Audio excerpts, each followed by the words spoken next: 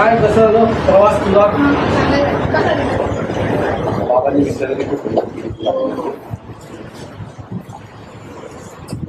बस. काय काय अनुभव वाईट?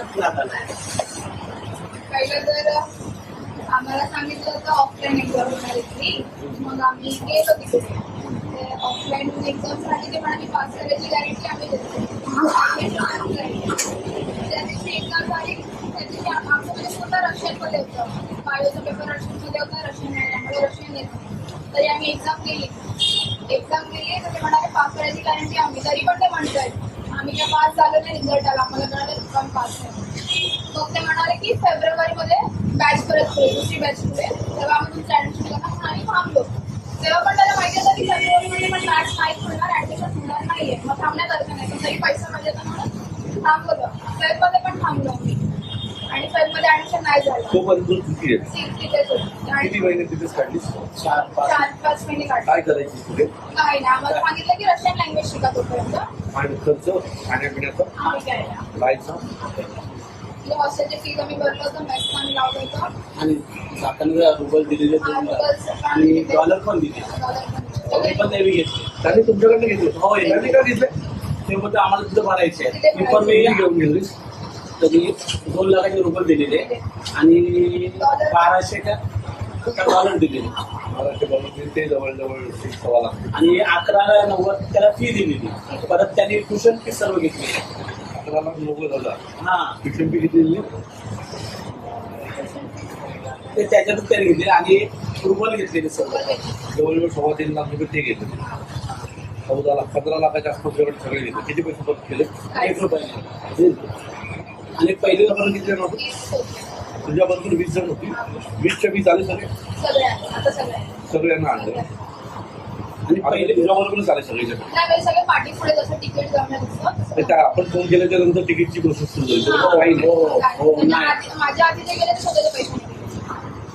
ते आलं. हो, म्हणजे ज्यांच्याकडे पैसे होते ते आले. त्यांच्याकडे नाही इतके बिचारे तेवढे दिवस तिथेच राहिले. हो, आता ते पण आले. आणि महिन्याचं त्याचं किती व्हायचं तुझं बाकी राहण्याचं आणि याचं? मला 10,000 पैसे. काय मी हॉस्टेलच करतो, बाकी दुसरं तुझं वैयक्तिक राहणं. 10,000 व्हायचं. आणि एवढं सगळं युद्ध चालू असताना सगळं तिथे येतं.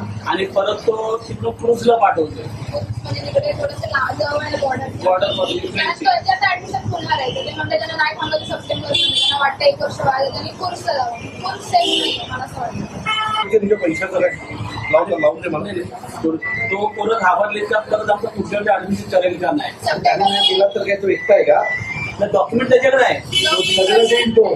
तो कसं तुझे डॉक्युमेंट घेऊन देतो? डॉक्युमेंट पण नाही तर आम्ही दुसऱ्या 25,000 रुपये लागतील. पण सगळे डॉलरचे जेवढे पैसे आहेत तेवढे सगळे घ्यायचे. हा, तो ट्रान्सफर करेल तुम्हाला. 2-3 दिवसात नाही झाले मला परत सांगा. मी परत एक कॉल करतो. तुम्हाला ट्रान्सफर करून द्यायला सांगा. नमस्कार, माझं नाव सचिन शिवराम बिराडी. मी कामोड्यावर राहतो. मी माझ्या मुलीच्या ऍडमिशनसाठी मोक्ष करिअर मध्ये प्रभादेवीला गेलो होतो. त्यावेळी ऍडमिशन करून देणार म्हणून मी कमीत कमी 12 लाख रुपये त्यांना दिले. 12 लाख भरल्यानंतर त्यावेळी सांगितलं का तुमच्या मुलीचं ऍडमिशन होणार. माझी मुलगी रशियाला गेली. 5 महिने राहिली. 5 महिन्यामध्ये तिथं त्यांना मेडिकलचं ऍडमिशन न करता रशियन लँग्वेजचं ऍडमिशन करून दिलं. हे पहिली गोष्ट फ्रॉड झालं. तरी त्यानंतर मी त्यांच्या ऑफिसला एकदा भेट दिली. भेट दिल्यानंतर ते बोला तुमचं ऍडमिशन फेब्रुवारी मध्ये होऊन जाईल. आणि परत मी डिसेंबर मध्ये गेलो. डिसेंबर मध्ये गेल्यानंतर ते बोलले तुमचं ऍडमिशन होऊन जाईल. तरी ऍडमिशन झालं नाही. मुलगी माझी एकटी तिथं हॉस्टेलमध्ये राहायची. ती एवढी डिप्रेशन मध्ये होती का मी काहीच करू शकत नव्हतो. कारण त्याला पैसे दिले होते, डॉक्युमेंट त्याच्याकडे दिलेले. फक्त त्यांनी काय केलं, 5 महिने आम्हाला आश्वासन दिलं.